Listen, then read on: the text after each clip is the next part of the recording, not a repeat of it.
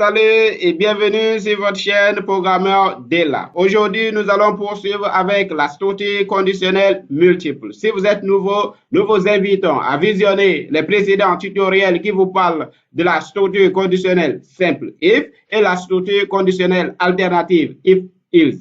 Car ce que nous allons faire aujourd'hui n'est qu'une suite de ces précédents tutoriels. Alors, nous pouvons voir cette structure conditionnelle multiple. La structure conditionnelle multiple. Tout comme la structure conditionnelle simple et la structure conditionnelle alternative que nous avons vu déjà, qui nous permettait d'ailleurs de faire les tests sur les données de nos programmes afin de décider d'en faire une tâche au lieu d'une autre, la structure conditionnelle multiple nous permet également de faire des tests sur nos données afin de décider de faire une tâche au lieu d'une autre. Mais lui, sa particularité est qu'il nous donne la main d'effectuer plusieurs conditions sur nos données. Et vous allez voir que sa syntaxe est toujours la même, raison pour laquelle je vous avais demandé, si vous êtes nouveau, alors il serait évident que vous suiviez les précédents tutoriels afin de mieux comprendre ici. Alors, vous mettez if et à l'intérieur des guillemets, vous allez préciser votre condition et vous précisez la condition 1, puis vous mettez vos accolades. À l'intérieur de ces accolades, vous mettez le code qui sera exécuté si la condition 1 est vraie. Mettre le code qui sera exécuté si la condition 1 est vraie.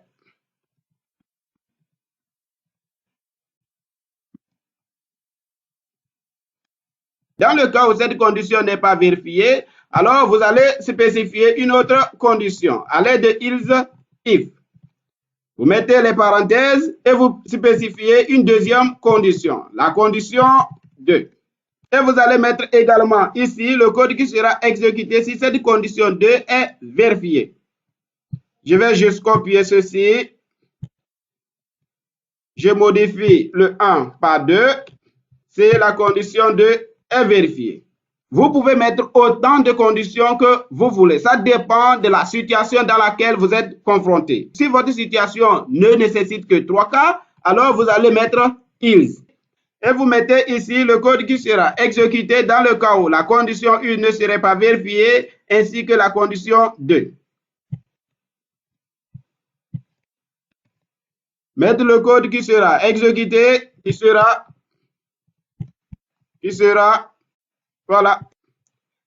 exécuté si la condition 1 et 2 ne sont pas vérifiées. Si la condition 1 et 2 ne sont pas vérifiées. Maintenant, vous vous posez la question à savoir si vous êtes confronté à une situation dont les cas possibles dépassent 3. Alors, c'est simple. Il suffit de spécifier autant de if else qu'autant de vos conditions. Alors, supposons que j'avais une troisième condition. Je vais copier ceci. Puis, je vais le coller à ce niveau. Et vous mettez ici condition 3. Vous pouvez également copier. Vous mettez la condition 4. Parmi ces conditions que nous avons spécifiées, un seul bloc de code sera exécuté si une des conditions est vérifiée. Dans le cas où aucune condition n'est vérifiée, c'est le else qui sera exécuté. Afin de mieux voir l'utilisation de cette structure conditionnelle multiple, je vous invite à ouvrir votre CCP Droid si vous utilisez votre téléphone ou toute autre application correspondante, ou vous ouvrez votre code bloc ou tout autre logiciel correspondant. Moi, j'ai déjà créé un projet, mais quant à vous, vous allez créer également un nouveau projet. Je vais l'ouvrir, puis je vais effacer tout ce code qui a été généré.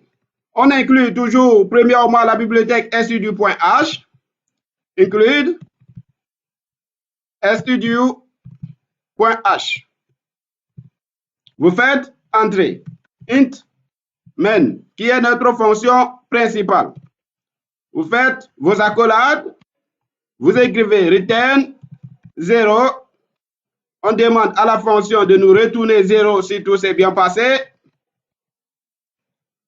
Et nous pouvons écrire à ce niveau l'ensemble de notre code. Nous voulons illustrer l'usage de la structure conditionnelle multiple. Pour cela, je vais prendre un exemple qui va consister à décider de l'admission et de l'attribution de mentions à un candidat face à un concours donné. Et pour être un peu plus précis, je vais revenir dans le domaine scolaire. Prenons par exemple l'office du bac. Lorsque nous prenons nos relevés, nous avons la décision d'admission, soit vous êtes admis, soit vous êtes échoué. Et la mention également qui va de passable jusqu'à excellent. Nous allons coder cela. Pour cela, je vais juste prendre l'exemple d'un seul élève ou d'un seul étudiant et nous allons illustrer ça. Nous allons considérer que l'étudiant a 3 notes et que chaque note est de coefficient 1. Pour ce faire, nous serions amenés à informer au candidat qu'il est admis si sa moyenne reste supérieure ou égale à 10. Dans le cas contraire, il serait déclaré échoué. En plus de l'afficher qu'il est admis, nous allons également l'attribuer une mention. Pour cela, nous allons appliquer cette règle suivante. La règle est la suivante. Si la moyenne reste supérieure ou égale à 10 et que la moyenne reste inférieure à 12, on doit l'attribuer une mention passable. Si la moyenne reste supérieure ou égale à 12 et reste totalement inférieure à 14, on l'attribue une mention assez bien. Et ainsi de suite. Je vais commenter cela et nous allons passer maintenant au code. Tout comme je disais, nous allons considérer que le candidat va passer son examen dans 3 matières. Pour cela, nous allons déclarer 3 variables de type réel, flottant, flotte, et que je vais l'appeler note 1, note 2 et note 3, qui vont nous permettre de stocker ces 3 notes. Maintenant, nous allons lui demander de nous donner ces 3 notes. Pour cela, je vais faire un printf dans lequel je vais lui demander la première note, donner votre première note. Je vais récupérer la note à l'aide de scanf, pourcentage F, virgule, le nom de la variable c'est note 1. Vous mettez E commercial, note 1, vous allez copier, coller pour récupérer les autres notes. Donnez la deuxième note, vous remplacez la première par la deuxième, vous remplacez le 1 ici par 2,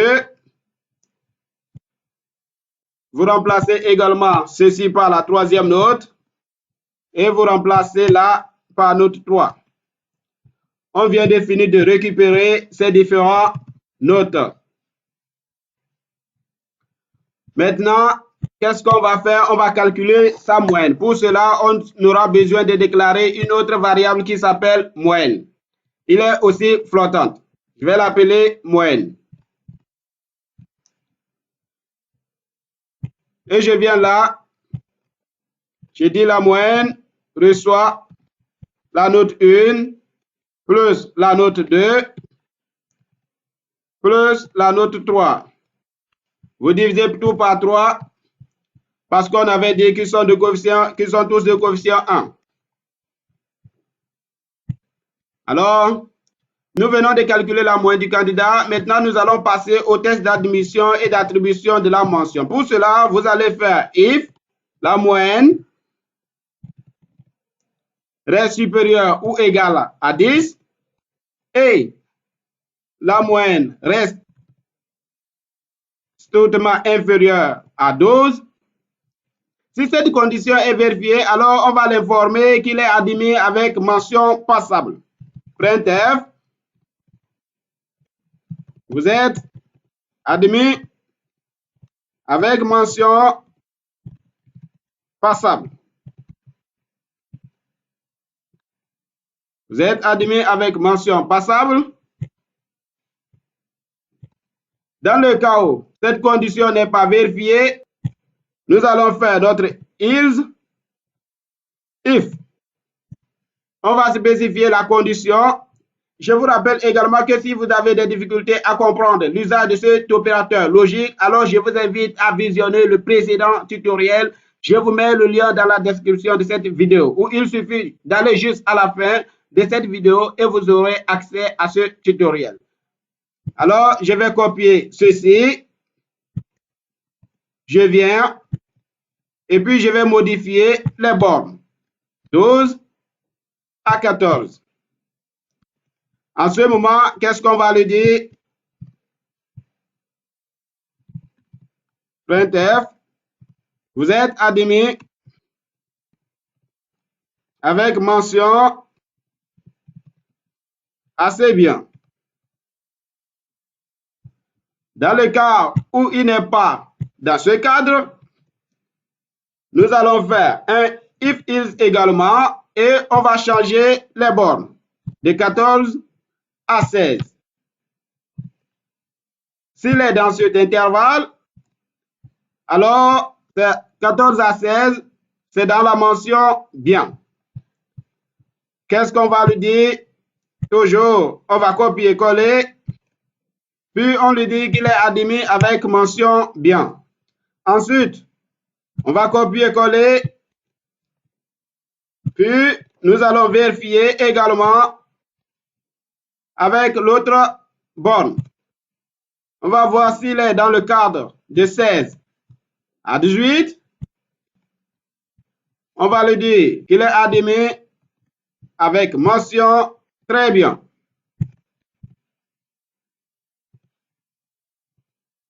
Avec mention très bien, nous allons vérifier s'il est dans le cadre de 18. Pour cela, il suffit de vérifier en ce moment 18 ici, si la moyenne est supérieure ou égale à 18. Et s'il arrive que sa moyenne n'est pas dans ces différents cas que nous venons d'illustrer, c'est-à-dire sa moyenne est strictement inférieure à 10. Et si sa moyenne est strictement inférieure à 10, alors on va l'afficher un message lui disant « Désolé, vous êtes ajourné ». Alors, vous allez mettre « else » et à l'aide de printf, nous allons pouvoir l'afficher. Désolé, vous êtes ajourné. Puis on part à la ligne. Et bien, ici, je peux mettre admis ou admise, peu importe.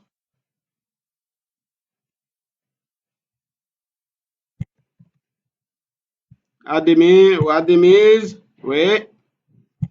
Oui. Bien.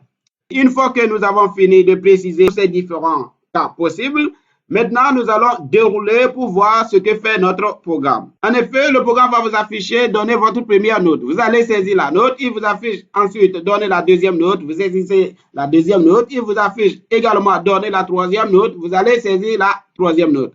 Nous, qu'est-ce qu'on va faire? Nous calculons votre moyenne ici. On fait la somme de ces trois notes que vous avez saisies et puis on divise par 3. Maintenant, on passe au test. On vérifie si votre moyenne reste supérieure ou égale à 10 ou inférieure à 12. On va vous afficher, vous êtes admis avec mention passable. Sinon, si votre moyenne est supérieure ou égale à 12 et inférieure à 14, on vous affiche, vous êtes admis avec mention assez bien. Sinon, si votre moyenne reste supérieure ou égale à 14 et inférieure à 16, on vous affiche, vous êtes admis avec mention bien. Sinon, si votre moyenne reste supérieure à 16 et inférieur à 18, on vous affiche, vous êtes admis avec mention très bien. Dans le cas où votre moyenne reste supérieure ou égale à 18, on vous affiche, vous êtes admis avec mention excellent. Avec mention excellent. Dans la mesure où vous n'êtes pas dans ces différents cas que nous venons de présenter, alors vous serez forcément dans la dernière et on vous affichera, désolé, vous êtes ajourné. Maintenant, nous allons l'exécuter et nous allons voir qu'est-ce que ça va nous produire comme résultat. Mais nous allons repasser un tout petit peu pour voir quelles sont les erreurs qui se sont infiltrées. Note 2, la déclaration, oui, note 1, note 2, note 3, oui, ici, note 3. Exécutons alors cela. On me demande la première note, je vais donner 10 par exemple. La deuxième note, je vais donner 16. La troisième note, je vais donner 14. Voici, on me dit, vous êtes admis avec mention assez bien. Je vais réexécuter. Donnez votre première note, je vais donner par exemple 7. La deuxième note, je donne par exemple 13. La troisième note, je donne par exemple 5. Et voici, désolé, vous êtes ajourné. Vous pouvez réessayer encore de nouveau. Vous donnez la première note, je vais donner 17, la deuxième note 18, la troisième note 19. Et voici, on vous dit, vous êtes admis avec mention excellent. Et c'est ainsi, vous allez vous servir de la structure conditionnelle multiple pour résoudre vos différents problèmes que vous serez confrontés et qui nécessitent à poser plusieurs conditions. Si vous utilisez votre téléphone, alors je t'invite à recopier également ce même code à ton niveau, puis tu vas enregistrer, compiler, puis exécuter. Si vous rencontrez des difficultés à le faire, alors je t'invite à regarder le tutoriel qui te montre comment utiliser CSP Droid sur son téléphone. Nous voici arrivés à la fin de ce tutoriel. Je t'invite alors à t'abonner si ce n'est pas encore fait, juste en bas de cette vidéo, activer la cloche de notification, puis commenter, puis mettre un petit pouce, ce qui me fera plaisir. Je vous remercie.